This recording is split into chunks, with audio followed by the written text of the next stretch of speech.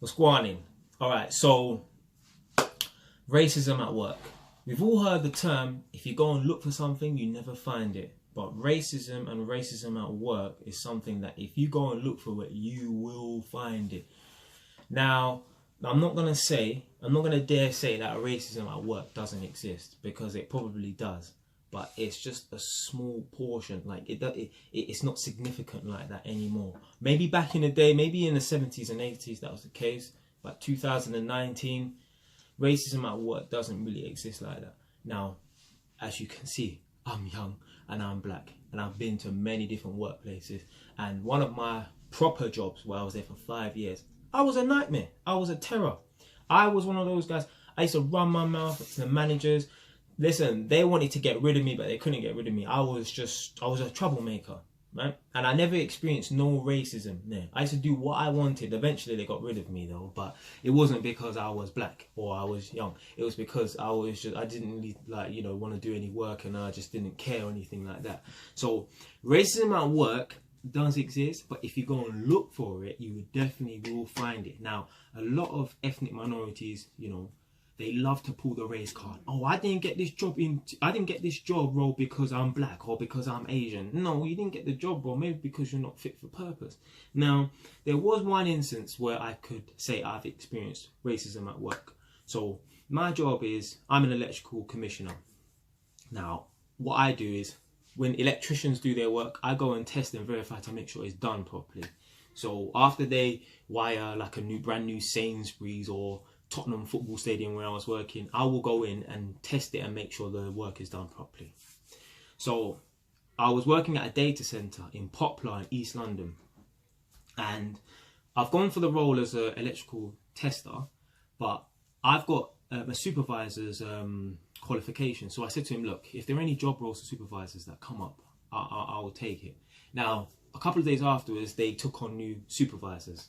So that's cool, because they could have been in the process with that and they've really got their people. The manager said to me, there's nothing available at the moment. And then they brought in some new people. So cool. They probably were canvassing, sorting after new supervisors. And then a few days after I started, some new ones came. That's cool.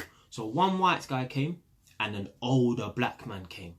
Big man, black man, 60 years old, late 50s. And there was a young guy at the workplace. Let's call him John, right? John and I got into an altercation, yeah? So they took on a white guy and this older black man.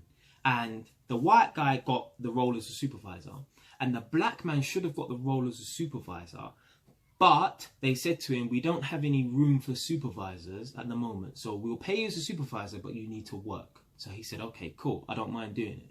So the white guy that got the role, he left, right? I don't know, after a few days, I didn't see him. After about a week or so, I didn't see him. He disappeared off the face of the earth, right? They didn't promote the black man to a supervisor. But then this guy, who I named John, I had an altercation with. About a week or two afterwards, they promoted him to supervisor. Now, he's young and he's white, and he has not been qualified as a supervisor. So here's the situation here. I've asked to become a supervisor, and they told me they have no roles for supervisors. Then a black man has come, and they told him they have no roles for supervisors, but you can be paid as a supervisor, but you will work.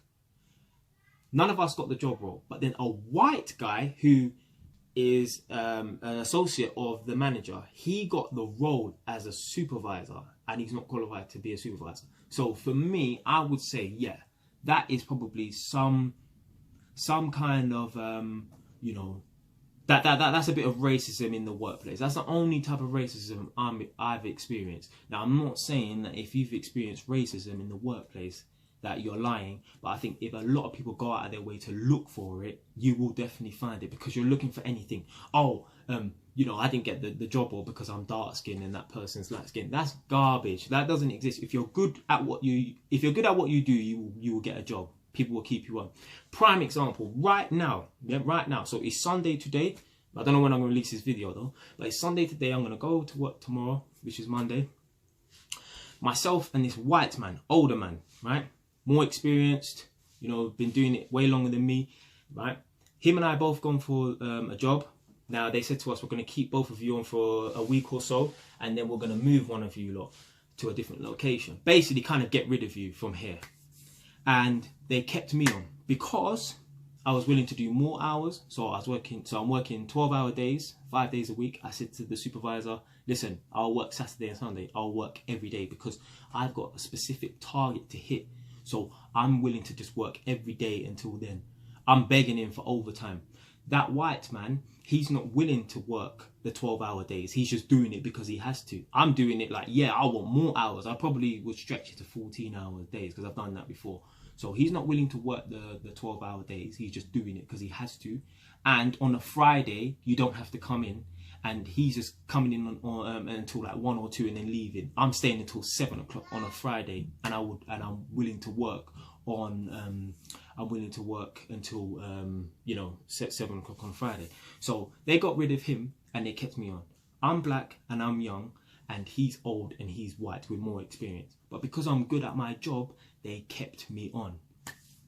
Now, and the funny thing is as well, my supervisor, I think he's racist because I got that impression from him. And one of the other black guys at the workplace said that he's racist as well. Now, he's from up north somewhere, like Leeds, which is in Yorkshire, right? There are no black people around there. There's a few in certain areas. And I said to him, oh, you're from Leeds, right? And he said, yeah. And I said to him, have you been to Bradford? And he said, oh, you know, it's you know, it's.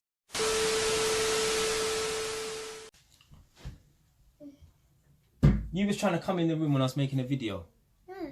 Yeah, you didn't know, did you? Listen, when that door is closed, that means I'm making a video, okay? Because I'm trying to make the video and you're trying to push the door in. I'm holding the door like this, right? And you're trying to force your way in. I'm trying to hold the door. I even had to flip in. I even swore as well because I'm losing my train of thought. But yeah, it reminds me of that BBC. I don't know if any of you guys have seen. There was a news reporter or there was some kind of business. I think the guy was like an MP, and basically he was on the news doing a live stream, and his children ran in the room, and then he had to like kind of like push them to the side and like kick them to the side, push them to the side to get them away from the screen and stuff. And then the woman came running in, and basically, I think the reason why that hit headlines is because he's white, and then the lady was. He was white, and then the lady was like Philippines looking or Chinese looking, and they were saying, oh, that's his maid, when really the children were his and that was his wife, because the children, they looked like they were, you know, mixed with white and like maybe Chinese or Philippines. But yeah, so it's because of you. I swore because of you. It's your fault. Okay, stay tuned for the rest of the video though, yeah? It's a rough place, you know, it's a shithole basically, that's what he said. And the reason why he thinks that place is a shithole is because that place has a lot of ethnic minorities, and that's what a lot of white racist people are like. When they're from an area that's predominantly white and they're racist, any area that has ethnic minorities, they will class it as being like, you know, a crap hole basically. I don't want to say the S word again, but anyway, they will associate that with being a crap hole. Now, I've spoken to someone before as well, and the two white men were talking, and one of the white guys was from down in London, and then some guys from up north came down, and the white guy from London said, where are you from, to the guys from up north? Where are you living, to the guys up north? Because they're staying down in London.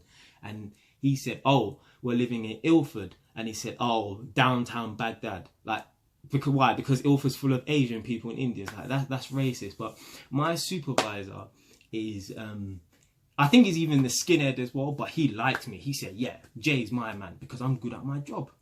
Anytime they say, oh, there's this problem, go and sort it. Yeah, I'll go and sort it because I know what I'm doing. I'm good at my job. Now, I can imagine them talking behind my back, or, you know, if I wasn't good at my job, they'll probably be saying, skin him alive, you know, burn that monkey. But it is what it is. If you're good at your job, people will always want to keep you on and take you on. Maybe you don't get the job promotion, maybe because you're not good at your job. Maybe that's what it is. Certain people do get job promotions because they are in certain cliques, though. It's not because they're white. It's because they're hanging around with certain people and they're kissing ass as well. You know, so certain times I've seen it. You know, people are saying, oh, I don't get why didn't I not get that job promotion? It's not because you're black or because you're Asian. It's because you're not hanging around with certain people, because there are other white people in the workplace. They're not getting those job promotions neither. But that guy got that job promotion maybe because he's someone's son, or he's just hanging around with certain people, going to tea and lunch breaks with them. There's lots of different contributing factors as to why certain people get job promotions than other people. There was one black girl at my workplace. She slept with one of the managers and she got a job promotion. The one of the managers was white. That was a scandal. That was going around the workplace. So that was crazy. But people, they do what they got to do to, go up the totem pole, if you would like to say that. But why the hell you can? I wouldn't advocate any women. So if you're a woman, right, don't go and sleep with no managers. Don't you dare go back and tell your mum, oh, JY said, oh, if I sleep with a manager, I get promoted. No, I'm not saying that. But like, this woman was an admin worker, earning like probably like some crap 20 grand a year, and then she became an admin manager. It was only like 33 grand a year. Listen, I wouldn't even get out of my bed for 33 grand a year. Like, I don't want to be arrogant, but I get paid good money. So if I was a woman, I wouldn't go and sleep with no man for a 33 grand a year job promotion. But certain people, they just get job promotions because of who they're hanging around with and who they associate with. It's not because of the colour of their skin. Yeah, I don't like racism, and I don't really think racism exists like that. It does exist, but I think it gets boosted. Like, I don't know, like it gets amplified too easily. The people just use that as an excuse. So some people will say, oh, it's not what you know, it's who you know. I hate that. I hate that term because I think it's false. But I'm going to do another video on that, so stay tuned. If you like the video, subscribe. If you don't like the video, change your station.